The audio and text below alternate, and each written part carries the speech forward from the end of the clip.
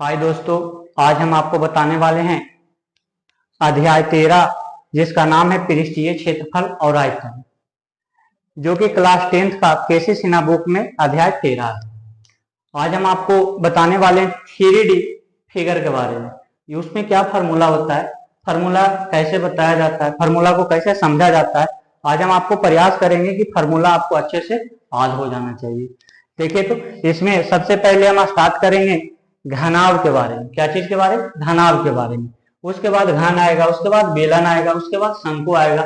यानी कि हम लोग आज सारे फार्मूला को कवर कर लेंगे। जितना भी 3D में फार्मूला आता है, आज हम प्रयास करेंगे कि एक वीडियो में सारा फार्मूला खत्म हो जाना चाहिए। देखिए, तो सबसे पहले हम लोग स्टार्ट करेंगे घनाभ के बारे में। किसके बारे में? घनाभ के बारे में। तो घनाभ में सबसे पहले बेसिक सा जान लेते हैं कि लंबाई एल को लंबाई बोलते हैं, बी को चौड़ाई बोलते हैं, एच को ऊंचाई बोलते हैं। अब आपको फिगर के माध्यम से दिख रहा होगा, इसे हम घनाभ कहेंगे। इसे क्या कहेंगे? तो इसे घनाभ कहेंगे। घनाभ कहेंगे।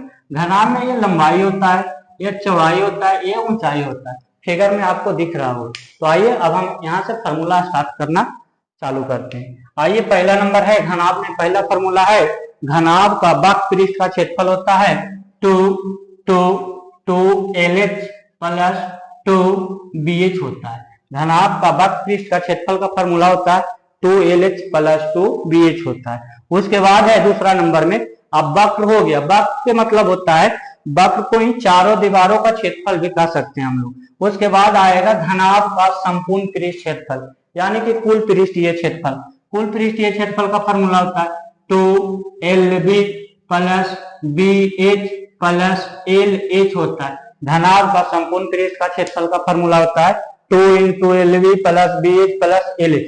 हाँ दोस्तों, इसको हम कॉमन लेके भी याद कर सकते हैं, वो तो बात की बात है। अब आइए घनाभ का आयतन। घनाभ का आयतन क्या होता है? घनाभ का आयतन होता है L गुना B गुना H। घनाभ का आयतन का फार्मूला होता है L गुना B गुना H। घनाभ का विकर्ण का फार्मूला होता है L square plus B square plus H square होता है। तो घनाभ का फार्मूला हम लोग एक दफे फिर से देख लेते हैं। घनाभ का वक्र पृष्ठ का क्षेत्रफल का फार्मूला 2LH प्लस 2BH। घनाभ का संपूर्ण पृष्ठ का क्षेत्रफल होता है 2 into LB plus BH plus LH होता है। घनाभ का आयतन होता है L गुना B गुना H।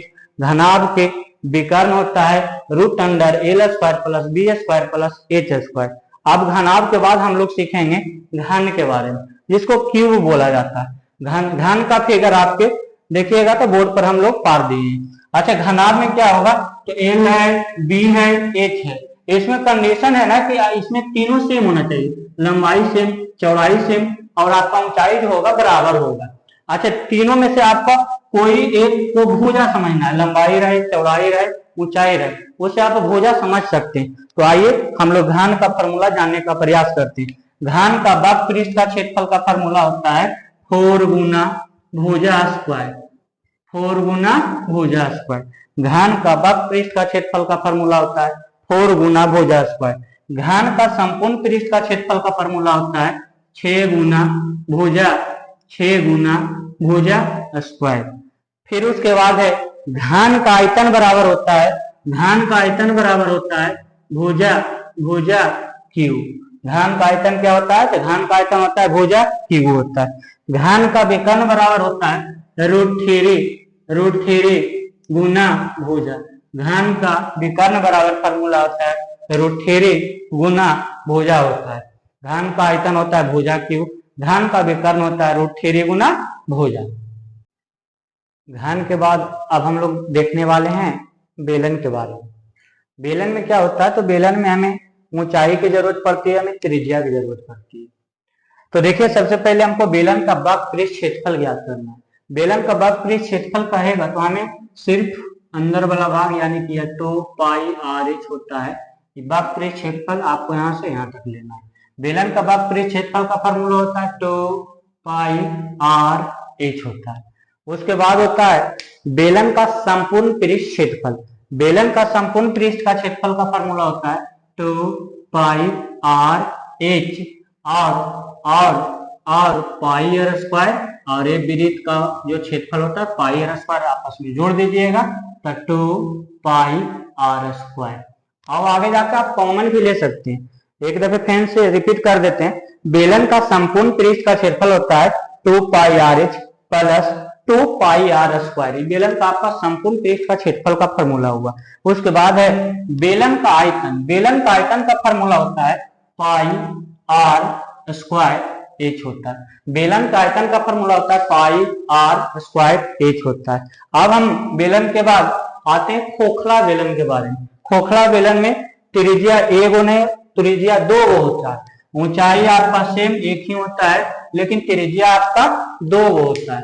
एगो को हम इंडिकेट करेंगे बड़ी आर से, एगो का इंडिकेट करेंगे छोटी आर से। तो आइए, हाँ, अब हम लोग सीखने वाले खोखला बेलन। खोखला बेलन का आकृति कैसा रहेगा तो आपका बोर्ड पर दिखाया हुआ है। आइए खोखला बेलन के बारे में। खोखला बेलन के सबसे पहले हम लोग सीखेंगे आयतन के बारे में। खोखला बेलन का आयतन क्या होता है, तो बड़ा बेलन का आयतन में छोटा बेलन का आयतन को आपको घटा देना है। जो बड़ा बेलन है उसमें छोटा बेलन का आयतन घटा दीजिएगा तो आपका खोखला बेलन का आयतन निकल के आ जाएगा।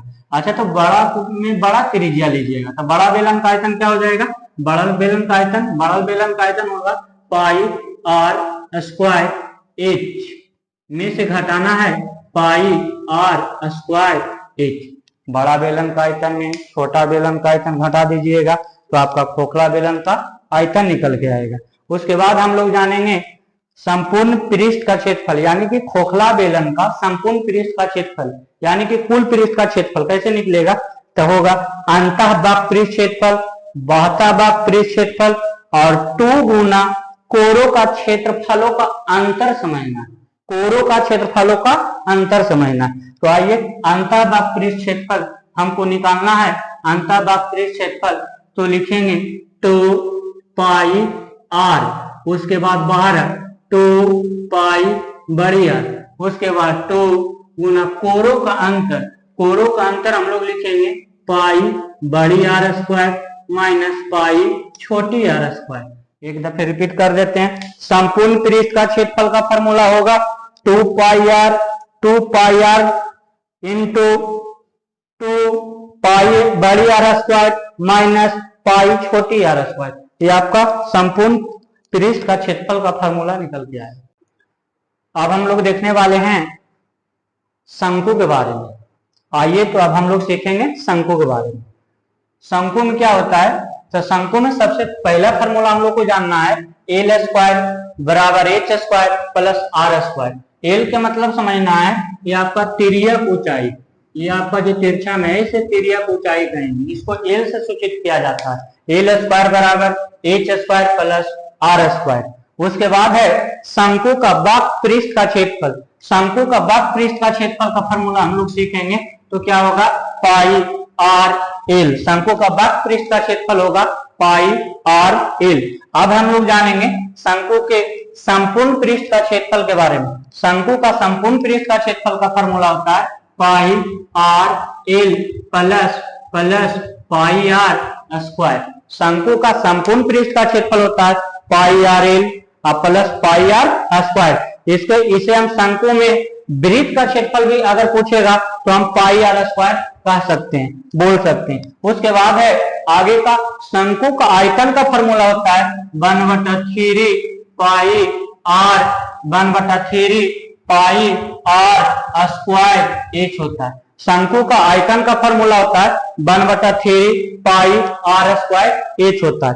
तो शंकु के बाद हम लोग जानेंगे गोला के बारे में। गोला क्या होता है, तो गोला में आपको सिर्फ और सिर्फ त्रिज्या दिया हुआ रहेगा तो हम लोग उसका संपूर्ण पृष्ठ क्षेत्रफल बाह्य पृष्ठ क्षेत्रफल आयतन निकाल सकते हैं। तो गोला का बाह्य पृष्ठ क्षेत्रफल या संपूर्ण पृष्ठ क्षेत्रफल का फॉर्मूला होता है, गोला का बाह्य पृष्ठ क्षेत्रफल या संपूर्ण पृष्ठ क्षेत्रफल का फॉर्मूला होता है 4πr² होता है। 4πr² होता है। गोला का आयतन का फॉर्मूला होता है 4/3 πr³ होता है। 4/3 πr³ होता है। गोला का आयतन का फॉर्मूला होता है 4/3 πr³ होता है। उसके बाद गोला के बाद हम लोग जानेंगे अर्धगोला के बारे में। आइए, तो जानेंगे अर्धगोला के बारे में। अर्धगोला में बाह्य पृष्ठ क्षेत्रफल का फॉर्मूला क्या होता है, तो 2πr² होता है। अर्धगोला का बाह्य पृष्ठ क्षेत्रफल का फॉर्मूला होता है 2πr² होता है। अर्धगोला का संपूर्ण पृष्ठ का क्षेत्रफल होता है 3 पाई आर स्क्वायर होता है। उसके बाद होता है अर्धगोला का आयतन। अर्धगोला का आयतन का फॉर्मूला होता है 2/3 पाई आर क्यू होता है।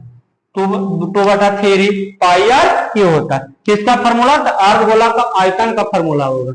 हम लोग जाने, सबसे पहले घन जाने, उसके बाद घनाभ जाने, उसके बाद बेलन जाने, उसके बाद खोखला बेलन जाने, उसके बाद शंकु जाने, उसके बाद गोला जाने, उसके बाद अर्धगोला जाने। हम लोग आशा करते होंगे कि आपको ये फॉर्मूला अच्छे ढंग से बता पाए होंगे।